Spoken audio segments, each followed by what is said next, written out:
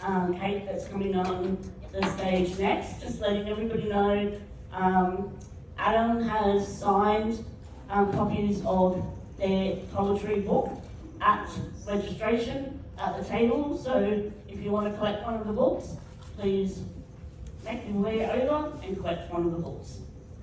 But next up, we have, I'll make this speech really slow because it might take you a while to get up on the stage.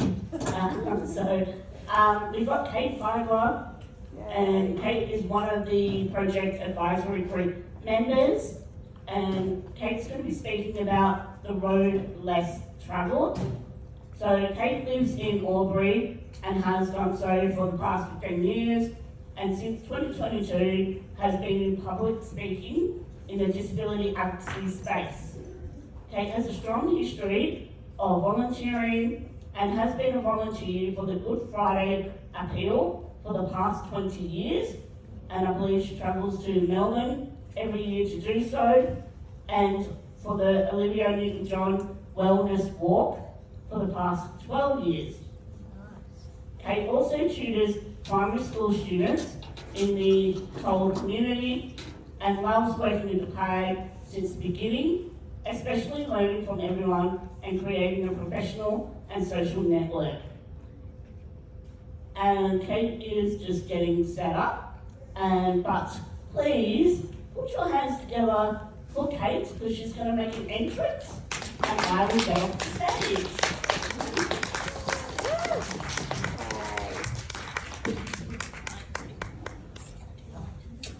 And in the meantime, if anybody wants to do star jumps, please feel free. I can't, but I never can, but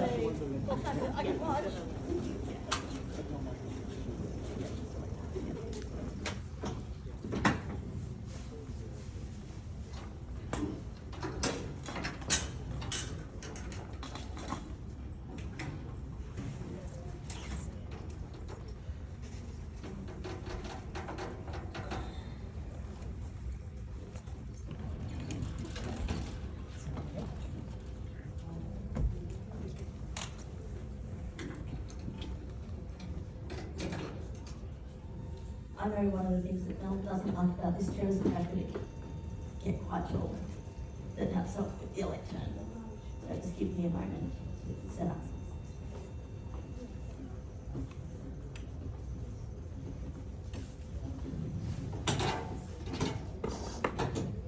Good afternoon, everybody. As Mel has mentioned, my name is Kate, and I live in Albury. I've been part of the PAG for the last, since it started back in 2023, and I've thoroughly enjoyed it. It's really opened my mind in terms of all different aspects of disability and inclusion and the social and sexual safety needs of all of us. It's very important work, and I've enjoyed getting to also network with a lot of these legends down here. Today I want to talk to you about my journey living independently, as well as the safety aspects that I've had to take into consideration. And I also want to just touch on one of my passions in life, which is travelling and using accommodations. Generally speaking, this is for Australian music concerts over the country. Go Wendy. Yeah, pretty much. To me, being safe together means working together using the people with the lived experience as the experts.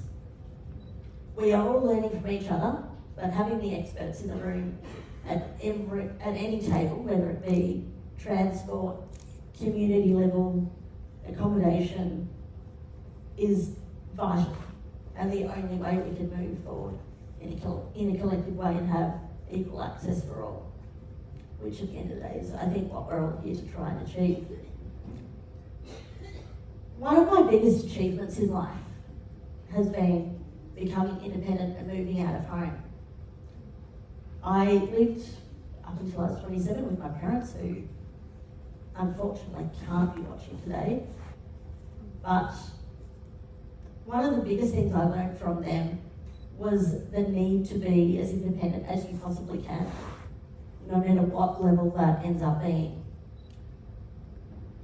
They had a very big impact in terms of teaching me resilience and the things that I needed to learn so that I could become a successful person living on my own and be able to achieve what I wanted to achieve in life.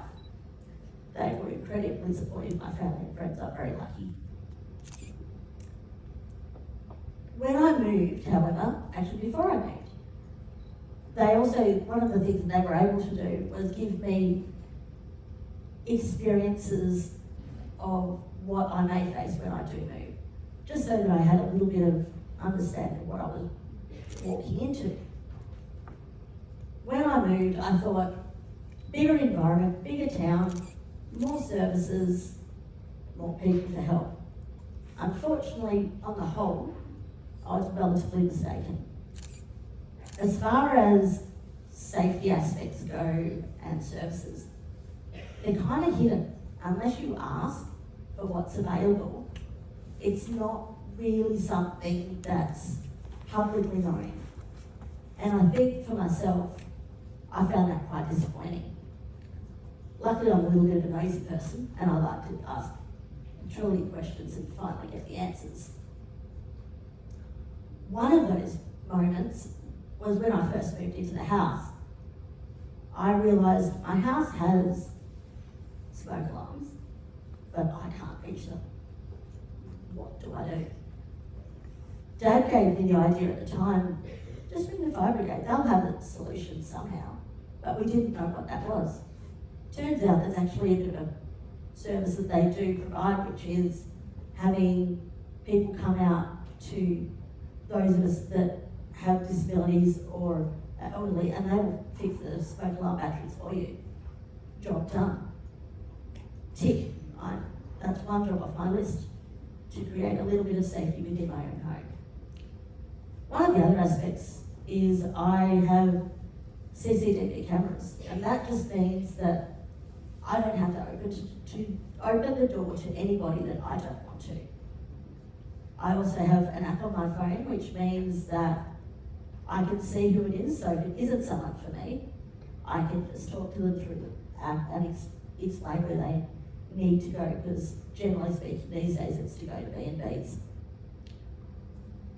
When I first moved, it was very much a situation of there were neighbours, permanent neighbours in the community. That's died off a little bit due to the uprise in uptake in B&Bs, but I still do have quite a few contacts that before they moved I was able to get their details. They still help me today, which has been really, really good. It's crucial for people living on their own to know who they can rely on.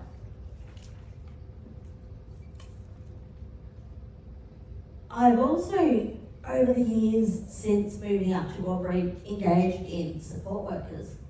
I actually have one of my favourite support workers here today. This creates a bit of another dynamic that you do have to navigate as far as both social and sexual safety goes, because on the one hand, you have to remain professional and have that boundary put in place. But on the other hand, these people are coming into your homes, your personal space, and at times having to do rather intimate tasks in order to help you. You need to know that you can trust these people and also enjoy their company at the same time. Over the years, I've been with a few different service organisations, which sadly, that hasn't always happened and been the case. What I've found is a lot of these service providers are young women who are very enthusiastic, they want to learn, they're just not given the backing from the organisation themselves. This makes it really unsafe for both them and the client, because on the one hand, they want to do a good job, but they just don't know how. If you're transferring somebody and you don't know the correct way to do that or the way that the client feels comfortable, it's not going to be a successful relationship. If you live like I do in a relatively small area, small town, you get to know a lot of people, and there are going to be times where those people may end up being support workers and you may at times be working with them. That becomes tricky, and that's where those boundaries do have to become very clear, and I feel as though I've done a relatively good job with that. We are always learning, and that goes on both sides, not just the people with disabilities, but the whole community. We're learning off each other at all times. It's okay to not know what to do in any particular situation, but it's not okay to not ask the questions and assume. That is where the danger can lie sometimes, because that's where mistakes happen. If the information is not available in the community, it's great to be able to have people that you're either family or friends with, or support workers that can help you find that information. And that way you are on the road to creating a lot more of a safer environment, not just for yourself, but for anybody in the community that is in the same or similar situation. You can pass up that information, because as I mentioned, it's not easy to find in the first place.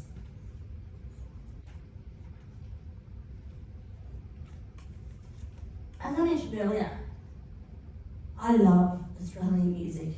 Who here likes Australian music? Who here likes music? You're my kind of people. When I travel, that's generally where I'm going, just to an event of some kind. So I've used trains, I've used planes, and of course I've stayed in lots of different types of accommodation.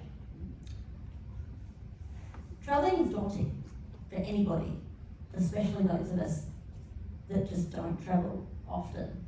Having a disability means, for us, there's that added layer of, I'm not going to say challenge or complication, because to me that implies a little bit of a negative. It's just an added layer that we have to overcome at some point.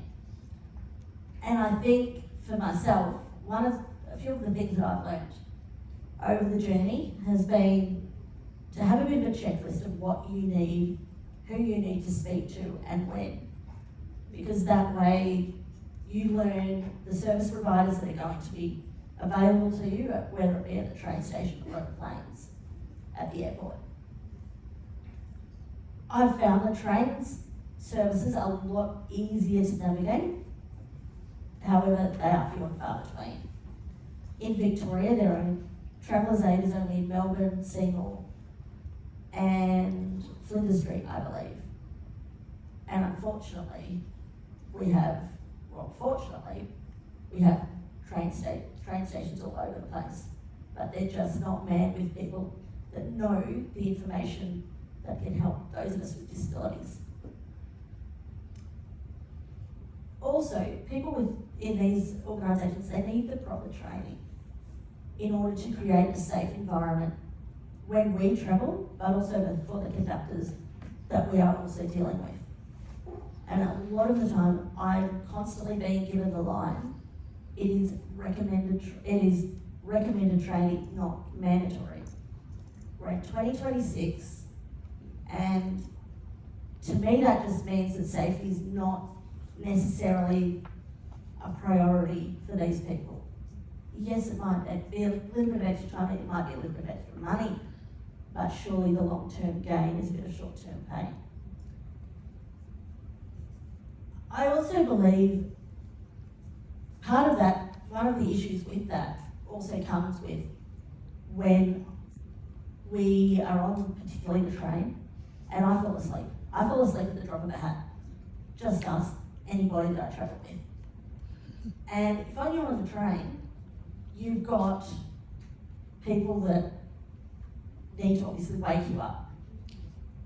For me personally, I would much prefer someone to touch my chair or touch my shoulder to wake me up. or maybe speak to me relatively, not loudly, but a little bit louder, just to wake me up. Not touch my leg.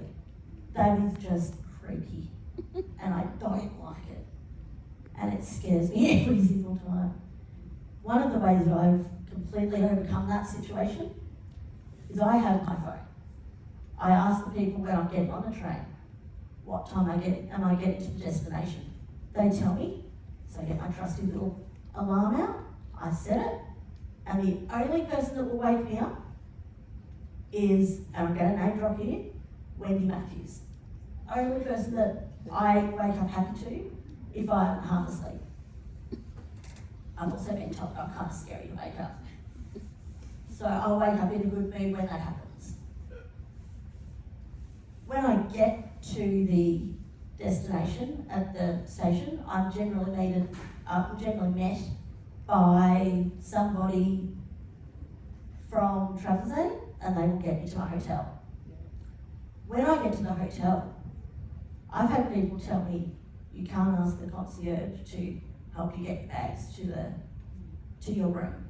That is literally their job, to get the person at the reception desk is there to help you if you need to get your bags.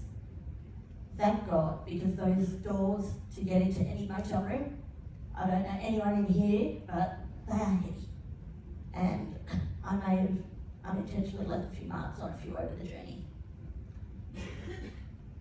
When I get into the room, I've also met with a few other obstacles. One of which is the beds are so low. But not only that, they have a bed base that's quite thick down to the floor. This means that a safe transfer in and out of bed is just not possible. Because if you've got a foot box like I do, or a foot plate, you can't get it close enough to the bed to reduce the gap. I managed this morning, but I used a pillow. I felt that was quite an ingenious move on my part this morning, and I will be using that in the future. So anybody here today that might need that, pillow works perfectly to bridge that gap. I've also noticed the positioning that they use for shower chairs, the shower benches. The shower bench is here, but the shampoo, the conditioner, the soap, way over here. I don't know about everyone here, but I don't have Inspector Gadget arms to reach that and not fall on my head.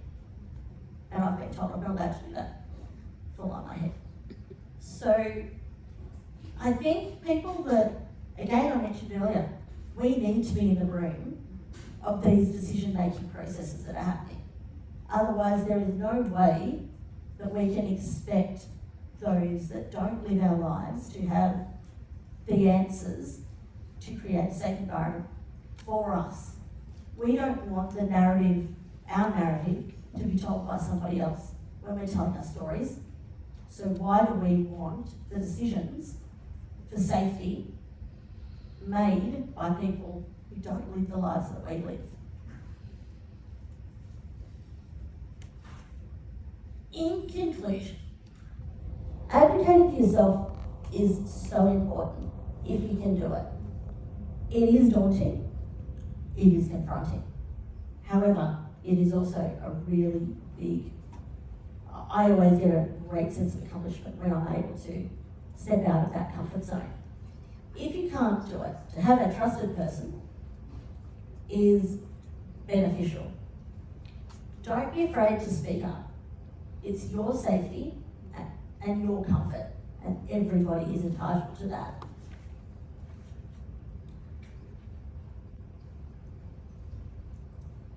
Being said, hang on.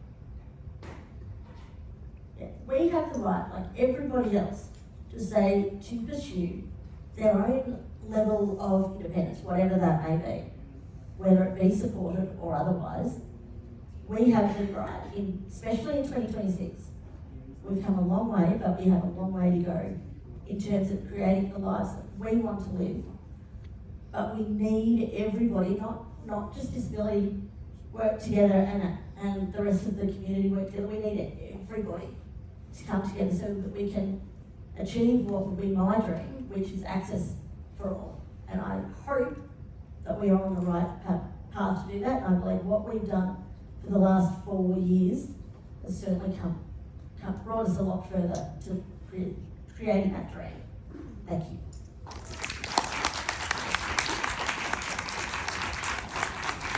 Thank you so much, Kate. Don't walk away yet or wheel away yet. We've got 5 minutes for Q&A. So has anybody got any questions? And Janelle has the roaming mic. There's a question over here. Hello, my name is Ben. I've been independently living in my home for 16 years at the end of this month. And I feel wonderful. I'm able to make my own decisions, to go anywhere. I think the sum of the levels of difficulties might be getting to other the cities and stuff, but other than that, I the travel around Canberra and be who I am. Yeah. Thank you.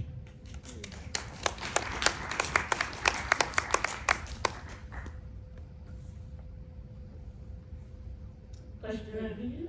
Yeah, thank you, Kate. I'm lucky I've got the loudest voice in the room. Yes, the microphone. Yeah, I like your mic. Okay, sorry about that on mine. I'm as rough as, no, I'll leave that. But I can understand where you're coming from with travel, and I'll say one thing about Canberra Action and well, transport now. They were action, but they help. They do. There's rules and regulations I have to follow because I'm also Adam, the first gardener. But thank you. But it shows in different ways you can get yourself to places. So thanks for your story.